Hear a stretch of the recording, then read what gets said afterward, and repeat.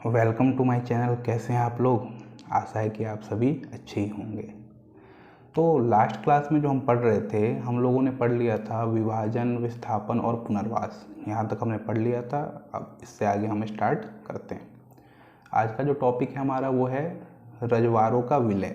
ठीक है, last time हमने पढ़ा था कि 3 चुनौतियाँ थी, वो सब कुछ आपको क्लियर है। अब हमें देखना है कि रजवाड़ों का विलय, चूँकि जब यहाँ पे ब्रिटिश इंडिया, जब हम समझते हैं ना ब्रिटिश इंडिया, जब यहाँ पे अंग्रेज़ों का शासन था, तब यहाँ पे 2 तरह के क्षेत्र थे। एक तो ऐसे क्षेत्र थे जो सीधे तरीके से ब्रिटिश गवर्नमेंट के कंट्रोल में थे, जबकि कुछ क्षेत्र ऐसे थे जो रजवाड़ों के अधीन आते थे।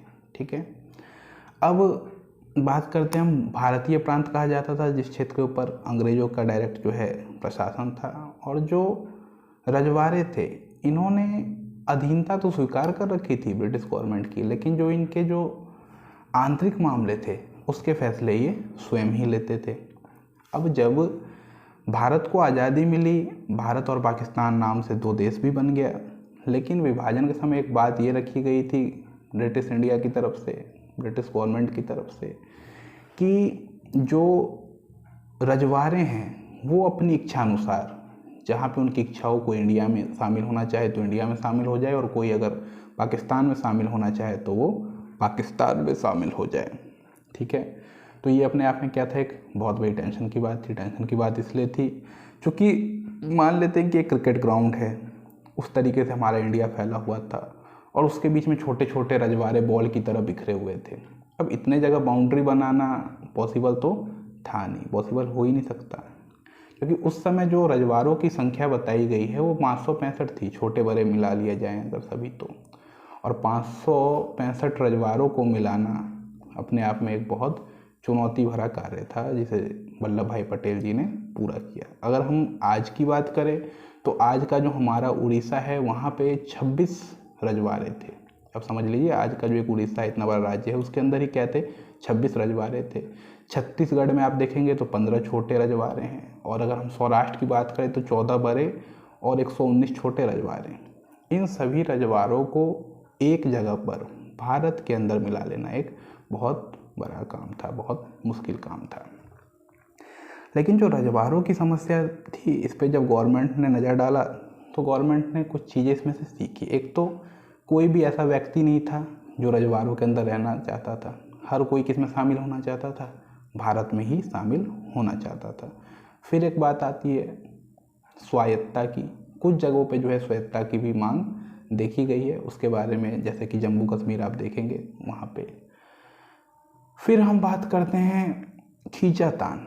किस चीज़ की खींचातान? बॉर्डर को लेके, सीमा को लेके यहाँ पे खींचातान देखने को मिलेगा, क्योंकि अब इतने जब छोटे छोटे अगर रजवाड़े हैं तो उसके बीच में जो हमने जिस चीज़ के लिए जंग लड़ी थी, आपको पता है कि स्टार्टिंग में हमने पढ़ा था कि 2 पक्षों पे सबकी बात जो है वो क्या थी, कॉमन थी। एक तो आज़ादी के बाद क्या बनेगी, लोकतंत्र सरकार बनेगी, दूसरी एक ऐसी सरकार बनेगी जो सभी के लिए कार्य करे।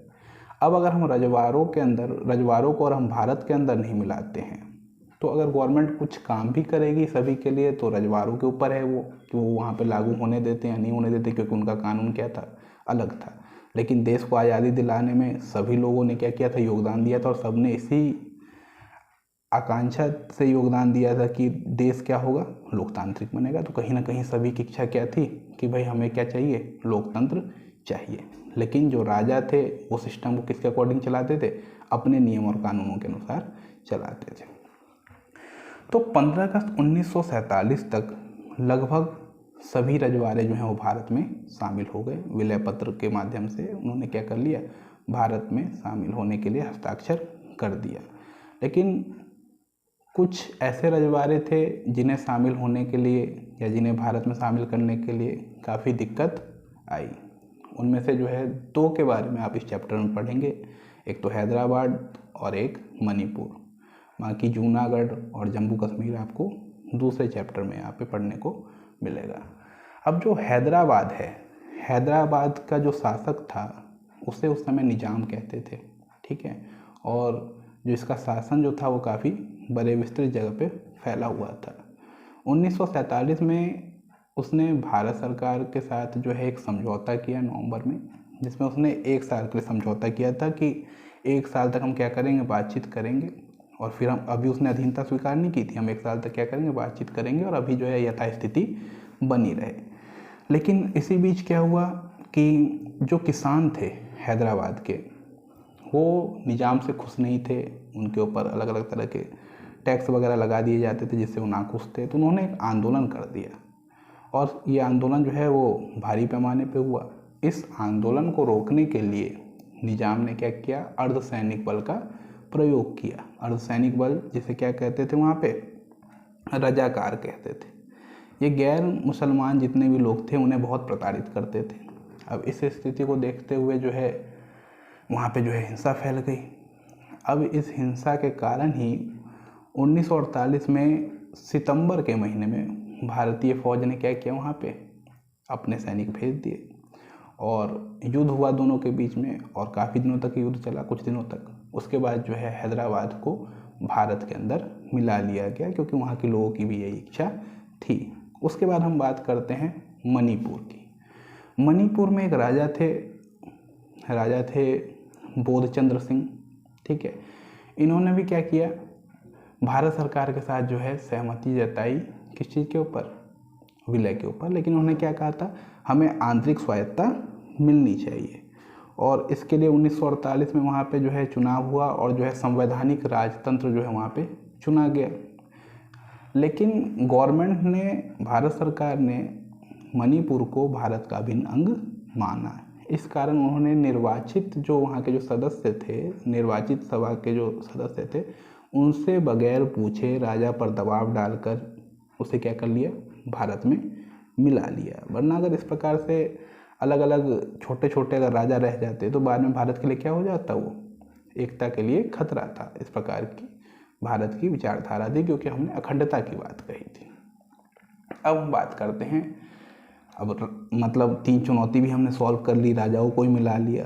अब हमारे पास जो है एक देश बन के तैयार है। अब इस देश को क्या करना था, राज्य बनाने थे। देशों के अंदर जो है बहुत सारे राज्य बनाने थे, क्योंकि एक जगह से तो कमान से पूरा इतना बड़ा भारत चल नहीं सकता था। तो इससे पहले भी एक बात पे जो है सहमति थी कि भाषा के आधार पे क्या बनेगा, राज्यों का निर्माण होगा, ठीक है। लेकिन अभी जो केंद्र सरकार थी, अभी उन्होंने क्या देखी थी, त्रासदी देखी थी, देश का बंटवारा देखा था, हिंसा देखी थी। तो अभी वो इस प्रकार के डिसीजन लेने से क्या कर रही थी, बच रही थी। रीजन ये था, उसके मन में क्या था, गवर्नमेंट के मन में क्या था, एक डर था कि अभी अभी देश इन परिस्थितियों से निकला है, अगर हमने राज्य भाषा के आधार पर बांट दिए तो फिर कहीं कोई प्रॉब्लम ना हो जाए, फिर से कहीं दंगे फसाद ना होने लग जाए। लेकिन जो स्थानीय नेता थे, जो स्थानीय लोग थे, उन्होंने अपनी बात को जो है रखना शुरू किया। उन्होंने कहा नहीं भाई, देश में जो है भाषा के नाम पे ही राज्य बनेंगे, और इसकी शुरुआत हो गई है, आपको देखने को मिलेगा मद्रास से। मद्रास में जो तेलुगु भाषी लोग थे, उन्होंने अपने तेलुगु भाषी लोगों के लिए एक नए राज्य की मांग की, आंध्र प्रदेश नाम से, ठीक है। अब जब उन्होंने ये मांग की गवर्नमेंट ने, और उन्होंने हड़तालें की, दंगे किए, इन्हें रोकने के लिए गवर्नमेंट ने क्या किया, वहाँ पे पुलिस बल का प्रयोग किया, लाठीचार्ज करवाई, जिससे दंगे और भर के। जो चुने हुए विधायक थे उन्होंने क्या कर दिया, विरोध करते हुए इस्तीफा दे दिया। इस प्रकार वहाँ पे स्थिति खराब हो गई। फाइनली 1952 में आंध्र प्रदेश को जो है एक नए राज्य की घोषणा कर देते हैं भारत के प्रधानमंत्री। भारत के प्रधानमंत्री घोषणा करते हैं कि आंध्र प्रदेश नाम से एक नया राज्य बना लिया जाए। इस प्रकार जो है एक राज्य के बन जाने के बाद भाषा के आधार पर देश के अलग अलग हिस्सों से भी नए नए राज्य बनने की बातें उठ के सामने आई।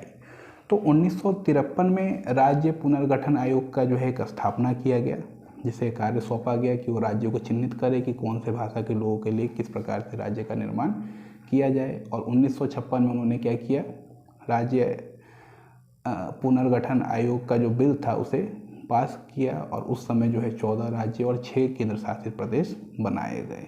तो स्टार्टिंग में लोगों को ये डर था, लोगों को ये भय था कि कहीं राज्य के नाम पे अगर हमने, मतलब अलग भाषा के नाम पे जो हमने राज्य बनाए तो ये भारत के लिए कहीं खतरा ना हो जाए। लेकिन ऐसा कुछ भी हुआ नहीं।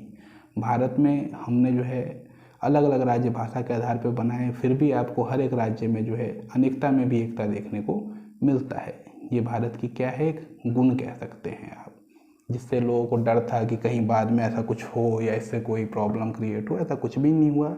और जो भारत की स्थिति है वो आप देख रहे हैं, राज्य बने हुए इतने दिन हो गए, आज भी राज्यों का निर्माण हो जाता है बीच बीच में, लेकिन उसके बाद भी लोगों के बीच में जो है आपको कहीं भी ऐसा कुछ भेदभाव देखने को नहीं मिलेगा। यही भारत की क्या है, एक विशेषता है। तो इस चैप्टर में आपके पास इतने ही टॉपिक थे। मैंने सभी टॉपिकों को एक मतलब स्टोरी की तरह इजी वे में बताने का जो है काम किया है।